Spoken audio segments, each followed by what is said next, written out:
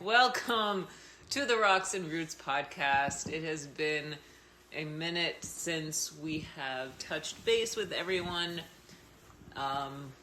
This is our fourth episode this year. You know, it was better than 2024. So I give us an A for effort.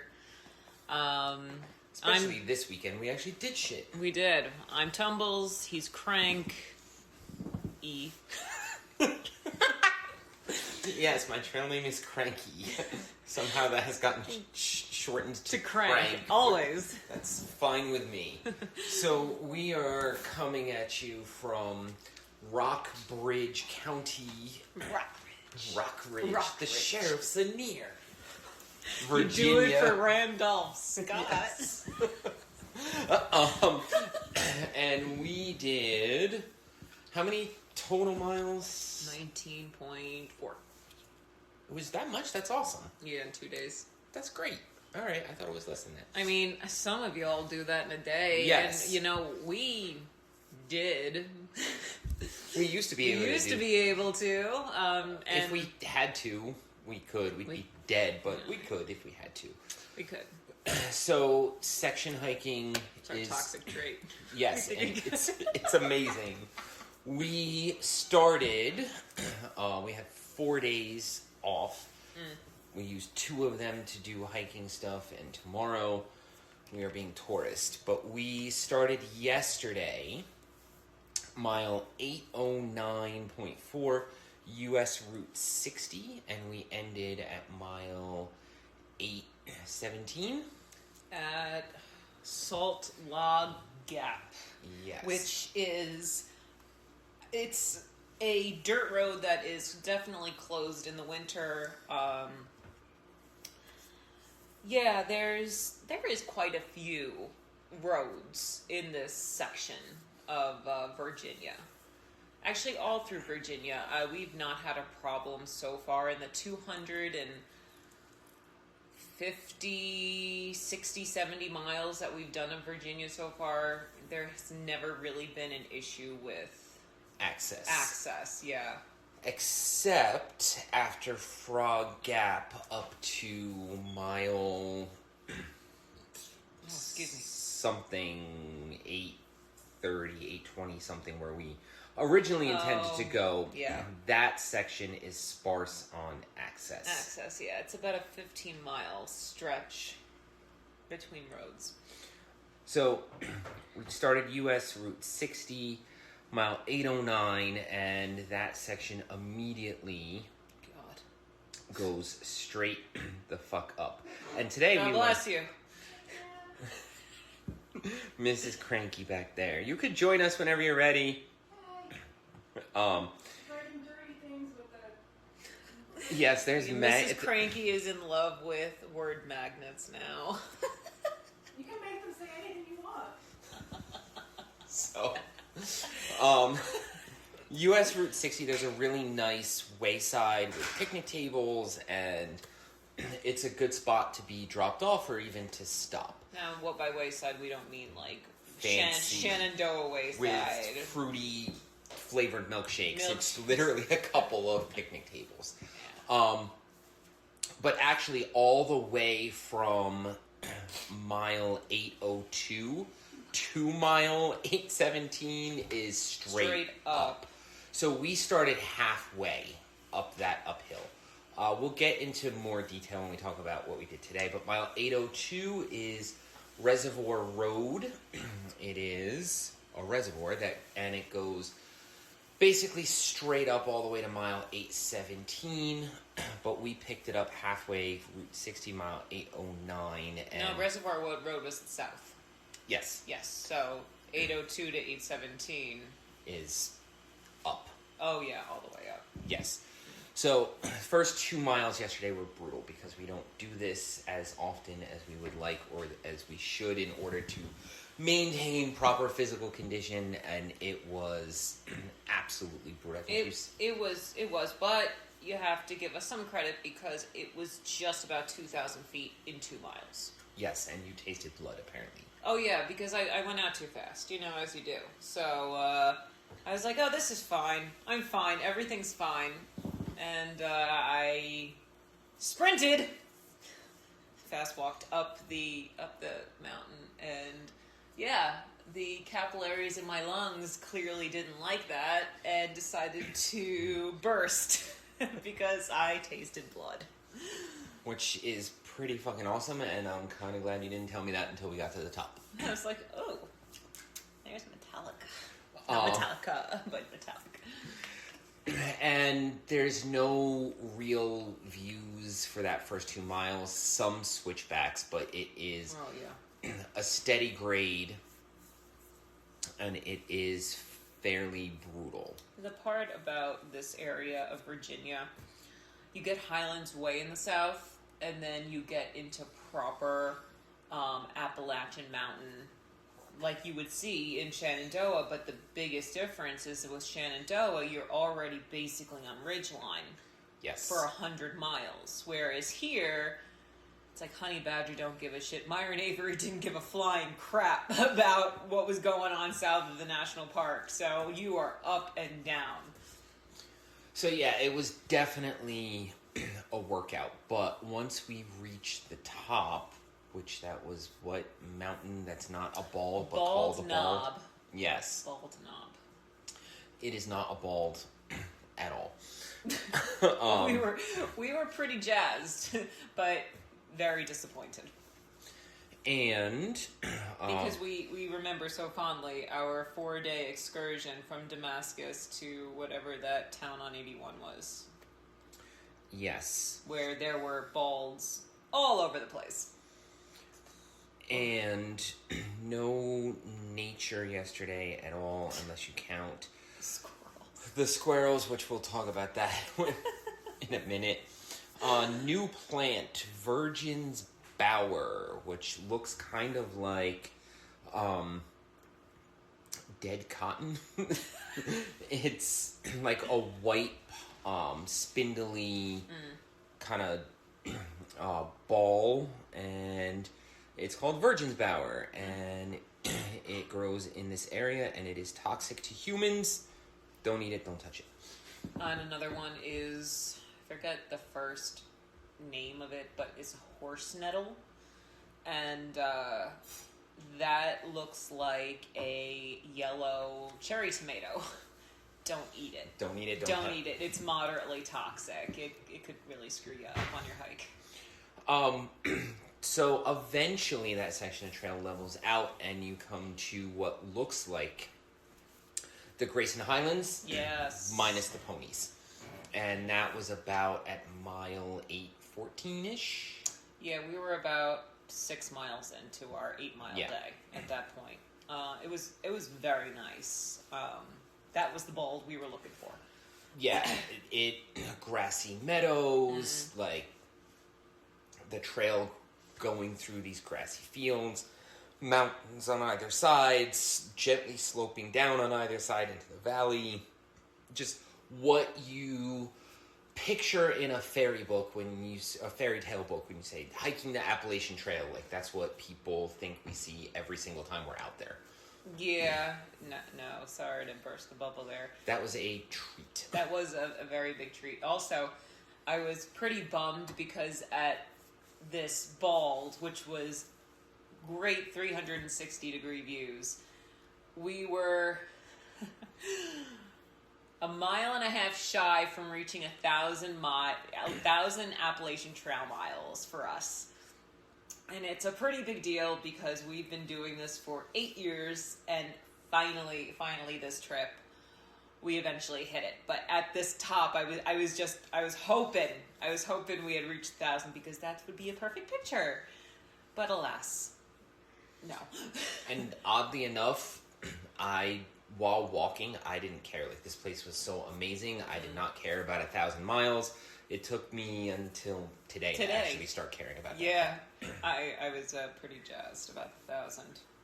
So, once you hit the top of that 2 miles, for the rest of that section, it's down. It's flat and then down. It was actually a very, very pleasant walk, and then you get the immediate amnesia where we were about a mile from the car going downhill, and I was like, this was a really This was a great hike. Yeah, this was a great... completely forgetting and ignoring the first 2 miles of absolute misery. Yeah, there's type 1 fun and there's type 2 fun, and the hiking that everyone does, especially the uphill and strenuous uphill crap, is the type 2 fun. Whereas when you reach the summit or you're done with the hike during the day, you are elated, your endorphins are high, your adrenaline's going, it was the best day ever. So yeah, by the time we got back to the car yesterday, I couldn't wait to get back out, at least me. Yes, and I was pretty excited. So, we ended at Salt Log Gap. Mm-hmm. But if you are section hiking this, we recommend that if you're repeating this section, that you get off at Hog Camp Gap. The road is more accessible. There is a water source there. That was the one that we hit where all the people were parked before we got to... I don't remember Hog Yes. Camp Gap. I mean, I remember us passing Hog Camp Gap, but I don't remember what it looked like. There's a parking lot. It wasn't a proper road, right? It was a dirt road. It was right? a dirt road, but the access looked a little bit okay. better. And I mention that because Salt Log Gap, which Mrs. Cranky over here was kind enough to pick us up. Would you share a tiny bit about your adventure to get there? And you're going to have to come over here. It was a lot of dirt. I wouldn't call it a road, really. It was. From the Airbnb to there is 11 miles. How long did that take you? An hour. An hour. It took me an hour. And describe the road a little bit. It was incredibly twisty, incredibly windy, incredibly narrow. It was not going to fit 2 cars across, somebody had to move over. There were a couple of times where I had to move over, they had to move over. It was gravel, it was... Dirt. Fortunately, we have a vehicle that can handle that. Do not attempt in a sedan. No. And get your GPS settled if you have Wi-Fi at whatever lodging you're staying at. You need to at least, if you're going to rely on your GPS on your phones or any electronic devices, you need to at least have a Wi-Fi connection where you're staying, because in the surrounding area there is no cell service. So on my end, you have to make sure you get your pickup and drop-offs you have to be very precise. My fear was I was not going to be in the right spot, and there was absolutely no way they could communicate with me and I could communicate with them. If we had missed each other, or I wasn't in the right spot, or they weren't in the right spot, you need to be really precise with some of that stuff. But because your husband plans so meticulously, I said 4:30, and that's 3:30, and that's exactly when we got there. Literally right on the dot. Right on time. And as you were hiking, you needed to stay exactly where you needed to be. You couldn't necessarily deviate from, let's take this. No blue trails. Let's, deviate over here. Let's go past this briefly. Like, you have to really be specific, especially if you don't have the ability.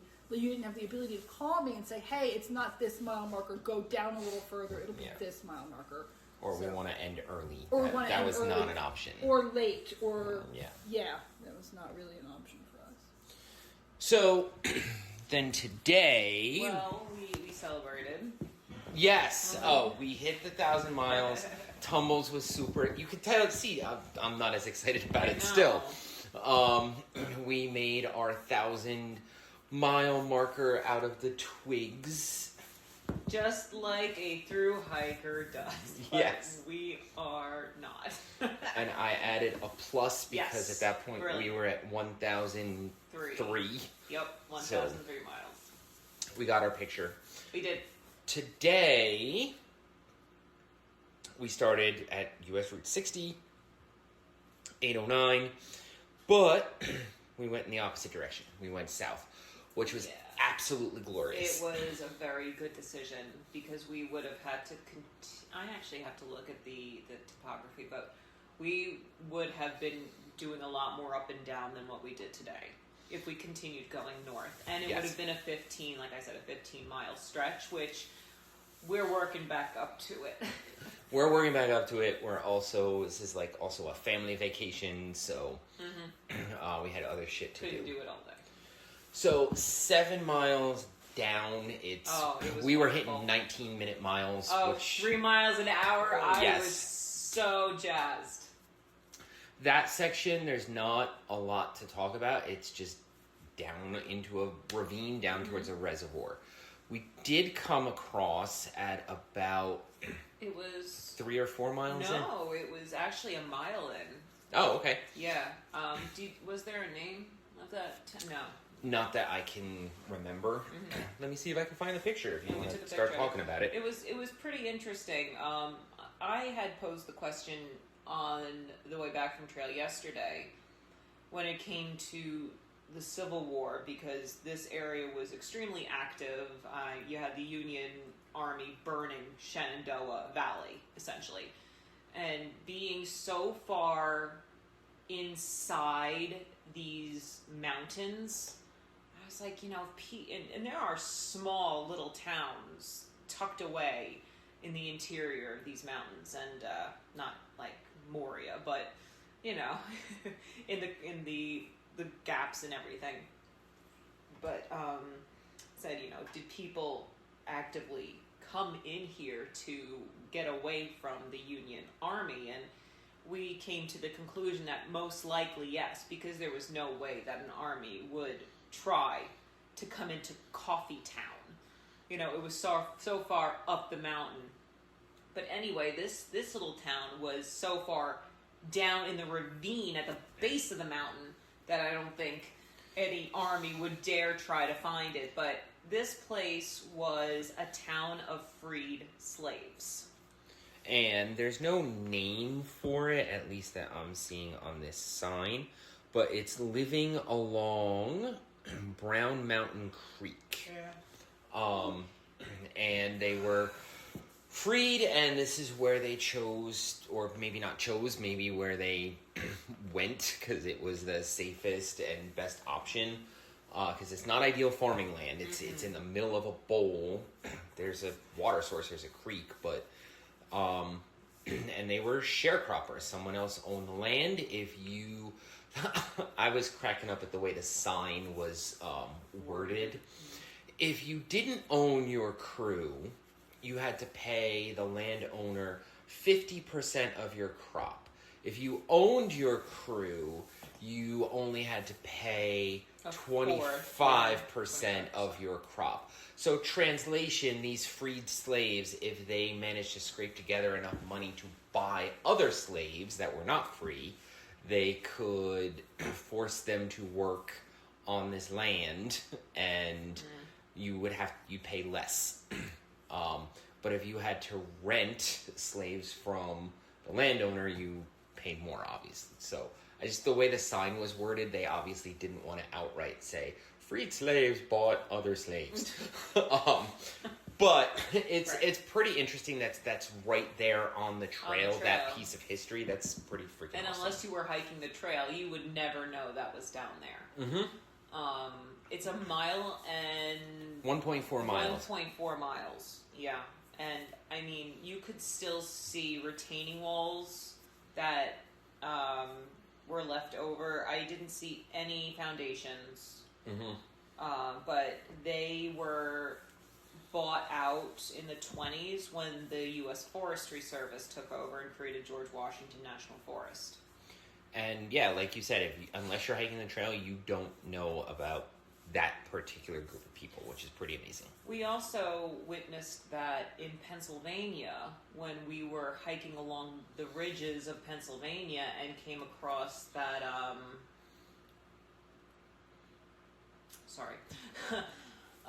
came across that plaque that was talking about, get to it, Tumbles, that French and Indian War. Yes, fort. It was a fort. It was basically probably just an outpost.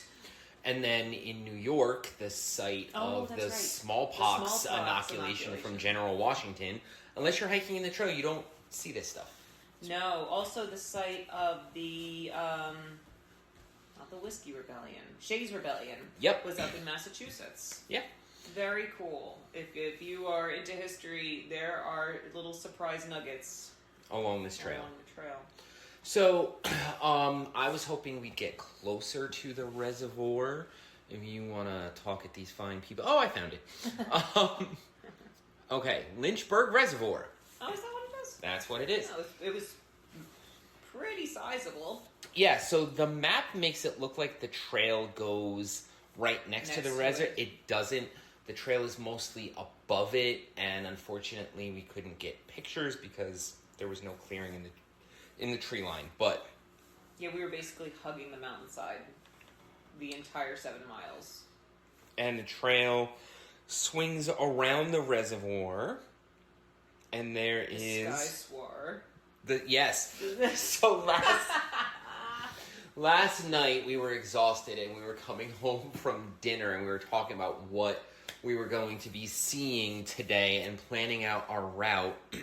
And Tumbles mentioned it's 7 miles straight down. It's going to be amazing. And I said, yes, that makes total sense because there's not going to be a reservoir up in the mountains in the sky.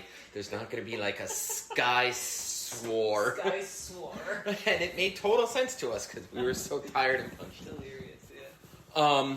There is a house.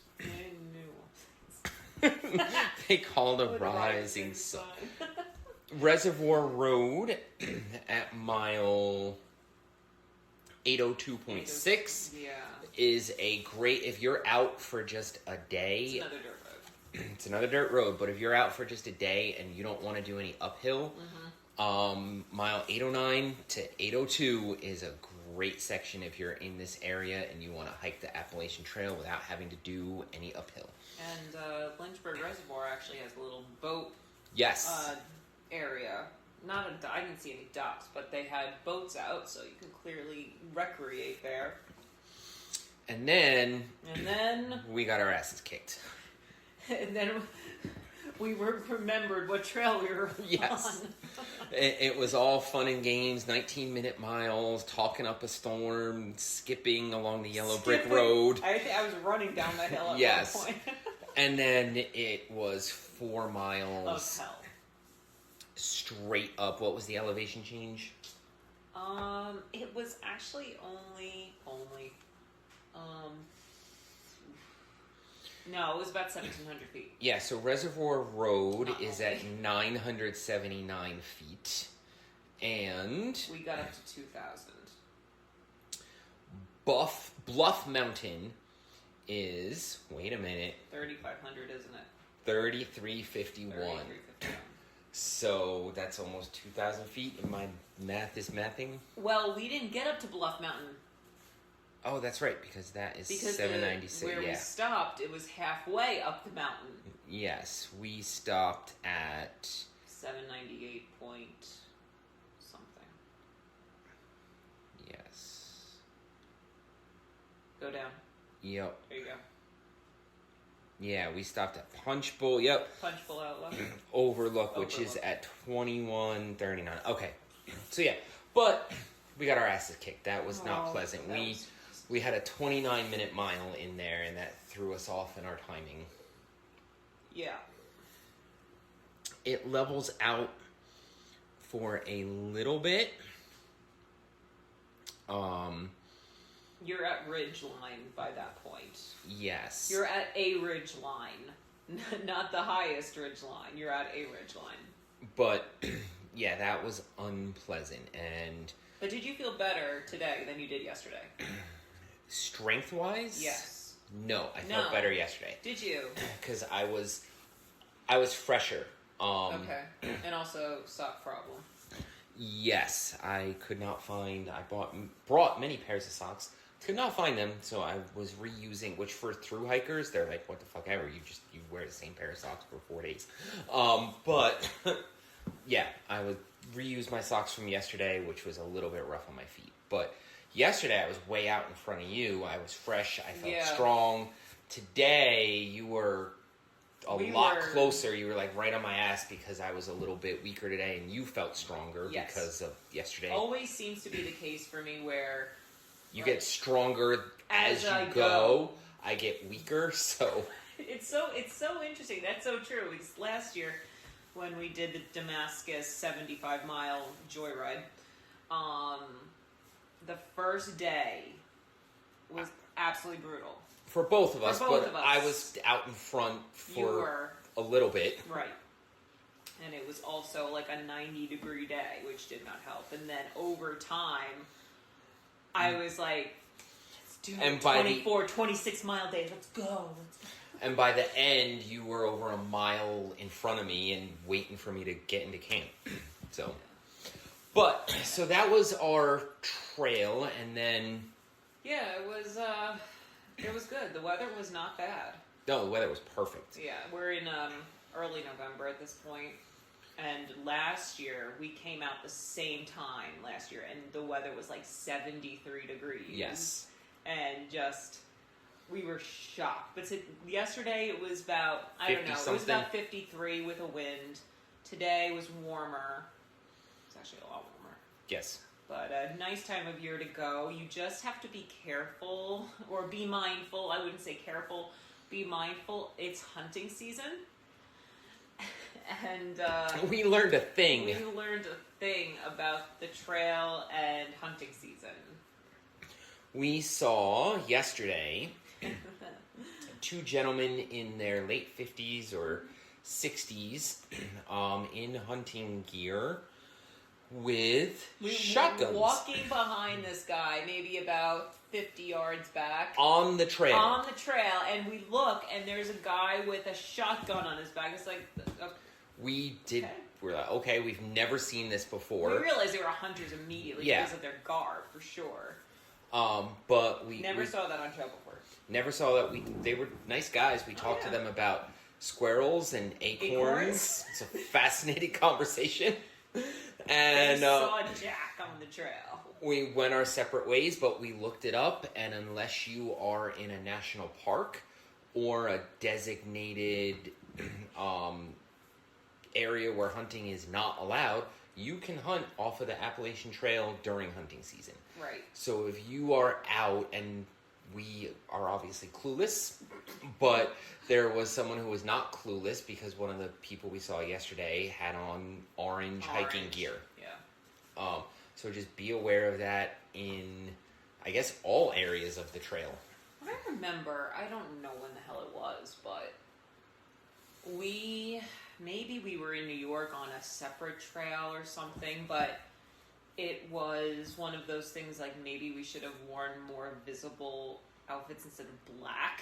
Yes, which we tend to wear. So we've been in hunting season in other parts of the States, but not on the AT. Yeah, and we heard lots of gunshots today. Yeah. Today, so just be aware. And then we met up with my lovely wife on the Blue Ridge Parkway. Yes. And the last couple hundred feet after going up straight for 4 miles, I was done with this fucking trail, and I sprinted the last couple hundred feet. Fuck this, just sprinting. I got a picture and I was waving. Bye. I'll walk. Thanks. So, I liked yesterday better than today. As far as like the trail itself and the views. Oh, the views for sure. Yesterday was a lot better. I liked going straight down. There were some really cool suspension bridges today. Yeah. I liked the Brown Creek slave area thing for the history. Not advocating slavery on the Rocks and Roots podcast. No, we do not advocate for slavery here. So that is, I think that's all our trail stuff. Oh, we ran out of water today. Which was surprising. I had 2 liters and I ran out. Wow. Yeah, which was fascinating because I felt like I was drinking a lot more yesterday and still had about a quarter to a half liter left. I don't know why today was so much different. because 4 miles straight up. But yeah, we were... It was warmer. Oh, okay. Yeah. That justifies it. We also did not eat enough yesterday or I today. think I calculated it was like 330 calories, and that was at the end of the trail yesterday. So... I did eat more today. Felt better. So yes, so next time we need to adjust those things. I had the goo blocks, which helped. Okay. But yes, so Mrs. Cranky picked us up on the Blue Ridge Parkway, and then we showed her Natural Bridge. The most amazing... Oh, not that roadside attraction. The other roadside attraction, Natural Bridge State Park. We've talked about Natural Bridge before, so we won't go into it Episode too much. whatever, just look back. Yes. It is a limestone formation. It's really awesome. It's in Lynchburg. It's pretty cool. No, it's in Natural Bridge, Virginia. The town is named Natural Bridge. It's right off of 81, the major interstate on the west side of Virginia. Yes. And for those that don't know, which I love this fact because maps, Route 81 goes from Tennessee all the way up to Canada. I did not know that. That's amazing. Yes. All right. Yeah, when I was going to upstate New York a few years ago, it was on 81, and that goes all the way. It's between Lake Ontario and the Adirondack Park, so it goes right up there. Well, now that I have a passport and Mrs. Cranky has a passport, maybe we could go see it. Yeah. So yes, go look up Natural Bridge. Listen to our previous episode. It's pretty fucking awesome. But then we stopped at the most amazing roadside attraction that just gives me so much joy. Dinosaur Kingdom 2. Would you like to talk about Dinosaur Kingdom 2 briefly? Confederates versus dinosaurs. So this is a roadside attraction. Which we went to last year. And the owner of this park has dinosaur statues and animatronic dinosaurs. And the theme of the park is that the Union Army blew up a cave in Natural Bridge and released prehistoric dinosaurs. And dinosaurs and Civil War mixed. And what do you think of this, Mrs. Cranky, who is very much into Civil War history? Abomination. She's making a face. They can't see you. It's an audio cast. My words have failed me. She flipped the bird to a raptor. Yeah. No. Like, it's just no. Don't do that. Oh, God. We already did. We did this already. Yeah, it was not something I will ever go pay actual, real American dollars. New York and greenbacks for this shit. to go see. I think this afternoon you said something about dishonoring the 500,000 dead. Yes. Hundreds of thousands of people died. Let's pretend that Ulysses Grant unleashed a dinosaur. It's not a sentence that I ever in a million years thought that I would say. The two of you got hosed last year. You $20 a piece. Like that money could have done. You could have just lit that money on fire, and it would have been a better use of that money. You could have wiped your ass with it, or rolled it and shoved it up your nose, or I don't know. But then we wouldn't have gotten to see. There's no story then. Yes, and we wouldn't have gotten to see Stonewall Jackson with a mechanical arm piercing a tyrannosaur. See, and then you've just enraged every single Southern person who, by doing that, I don't understand who it's for. The ghosts of the Confederacy. It's the #1 roadside attraction in Virginia. According to the Washington Post. I do not believe that for a single solitary second. It is the world's best coffee sign all over again. And no, I don't believe, no. Well, no, I don't believe that. It was that. given a 4.5 4.6 out of 5 Google rating, which was a lot better than the Natural Bridge Zoo across the street. Which, if you talk to the Dinosaur Kingdom 2 people, they will badmouth the zoo across the street, because I can't figure out if they actually love animals or if it's their competition and they just don't want you going there. Yeah. I don't know. I don't even think the thing was open today. Neither one of these places was open today. No, Dinosaur Kingdom 2 is closed for the season, so I got take out your calendars and put in that on April 6th. Put it in the Google Calendar. Yes, put on April 6th, 2026. To not go there. Dinosaur Kingdom 2 will be reopening for the season. Okay, and then... But then we went somewhere a lot better. So we'll give a couple of other actual local recommendations. Yes. Yesterday, Mrs. Cranky, when she dropped us off, did some exploring and found... What did you found? Wade's Mill.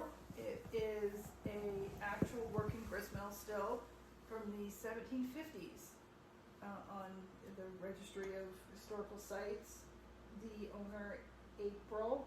Mm-hmm. I talked to her yesterday. I brought these guys back today, and she remembered me from yesterday. She gave everybody a tour again. She was absolutely wonderful and knowledgeable. She ships, so if you go to their website, you can order. She grinds all the flour and the cornmeal and the rye and barley. She was really great. The site was really beautiful. Amazing. She mentioned there was a wedding there last weekend, so you can technically have events there as well. I can't attest to the event itself. I've never been to an event there, but it's a beautiful site. It's a nice drive up there. Owner is great to talk to. Yeah, so if you're coming down to the area, definitely make a stop. It's absolutely worth it. If you're in the area, definitely go if you don't know about it. Yeah. It's open Thursday through Sunday, and they'll be closing for the season on December 21st and reopening the first week of April. But you can go online and order products at any point. Kennedy Wade Mill. It's been in continuous operation since the 1750s. Since 1750. Since 1750. Yep. So at least 4 generations of Kennedys. No, 4 generations of Wades. Yeah, okay, so 4 generations of Wades, and then they turned it over to Kennedy, not from the Kennedy family. And now... Yeah, so it was the Kennedys started it. There was a big influx of Scots-Irish coming into the area in the mid-18th century.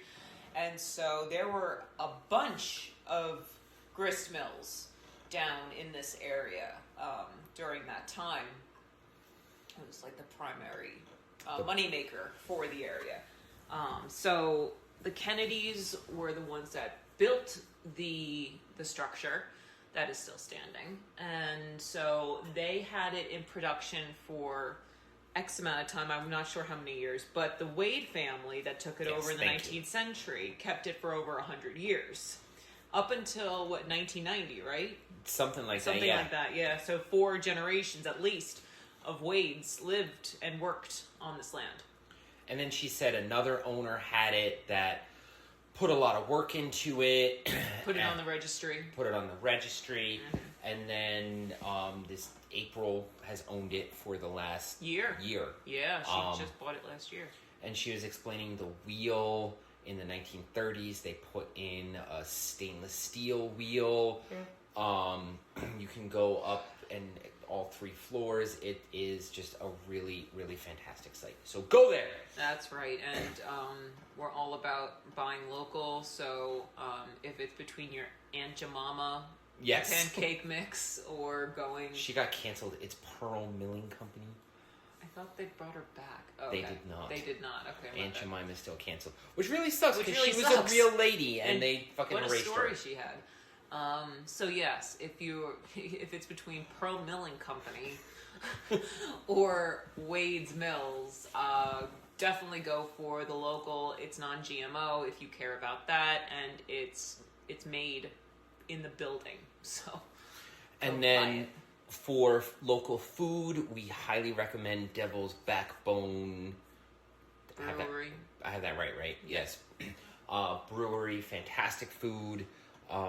We were there twice. Yes. Because honestly, in this there's area, not much else. There's not much else. Gerties. Yes. Gerties was recommended to us. It is a super, super local greasy spoon in Vesuvius, Virginia.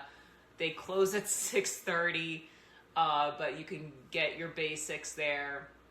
But would recommend Devil's Backbone Brewery. It's on the other side, the east side of the mountain range. Not terribly far. Everything is at least 35 minutes away, no matter where you slice it. But it's not far from Winter Green Resort, if you're familiar with that. It's also a big campground for RVs and tents and whatnot. So, and an entertainment venue. They have concerts and all sorts there. And tomorrow we are heading to Poplar Forest, which was Thomas Jefferson's vacation home away from Monticello. Mm-hmm. There is a wine fest thing there that we're going to. So yes, we will tell you more about that when we get further south on the trail into Lynchburg. But not only that. Oh, God. We might have to do an addendum. There will be an addendum on site tomorrow afternoon. Poplar Forest is absolutely fantastic, but the one thing that Mrs. Cranky and I are exceptionally excited for is the Buc-ees.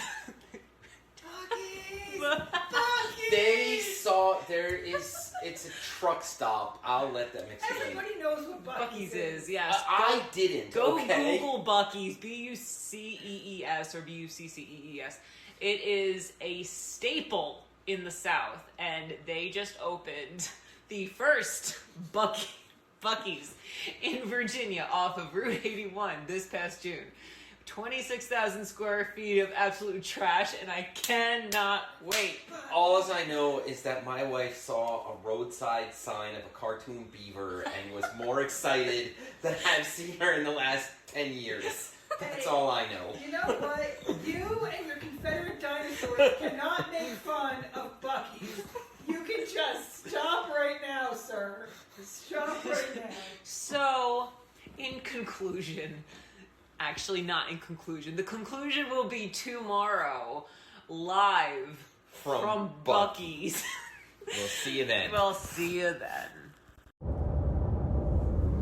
This is the addendum to the joy, oh joy, we hit 1,000 miles on the Appalachian Trail, and we have just left Buc-ees. How was it, Cranky? I did not enjoy. We did not do a live from Buc-ees because I couldn't stand to be in there. It is absolute sprawl. There must have been 5,000 people in there.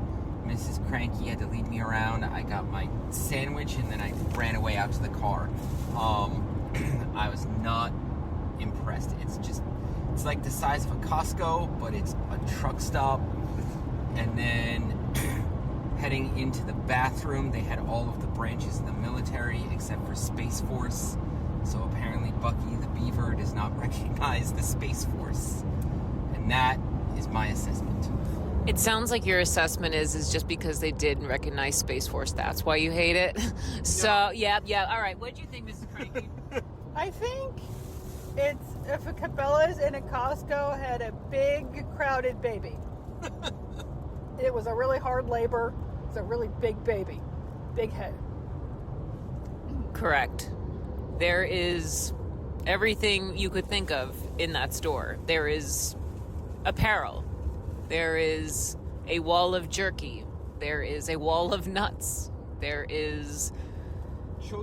Children's books about Bucky. Bucky goes to school. Bucky does go to school. You know, goes to... What do you call it? Day prison? Day prison. Day prison. Bucky goes to day prison. There is islands in the middle that 10 guys are slicing up brisket and pulled pork. So the food is delicious, and I like, as Tumbles said, it's done right there in front of you. You had the brisket, I had the pulled pork. absolutely delicious sandwich. So food, top notch. It's just too many people. Yes. It's a sprawling place with literally thousands of people. It is everything that socialists claim is wrong with capitalism is right there. I disagree because you could just choose not to go there, but that's my assessment. Oh, gas prices were amazing. Cheaper than Costco. Buc-ees is an institution. It's been around since 1982. I am by no means... So have I. I'm an institution. Well, that's fucking great. You don't have a 67,000 square foot truck stop, do ya? With 900 gas pumps. No, I don't. So, yeah, it's the only one in Virginia, too, so it's a spectacle. Yeah. And we hit it within the first 6 months of it opening. I am proud of us. We didn't even realize it was down here. Route 81 North. Exit 240. 240. Yep. You two can go get your beaver on. Yeah. They have a whole line of freezers outside that has ice. I was impressed by the ice freezers. Anyway, that is our Buc-ees experience. I would recommend going online and getting your apparel so you don't have to wade through the endless crowd. But yeah, visit Buc-ees for the meat. Stay for the beaver. All right, y'all. Have a good one.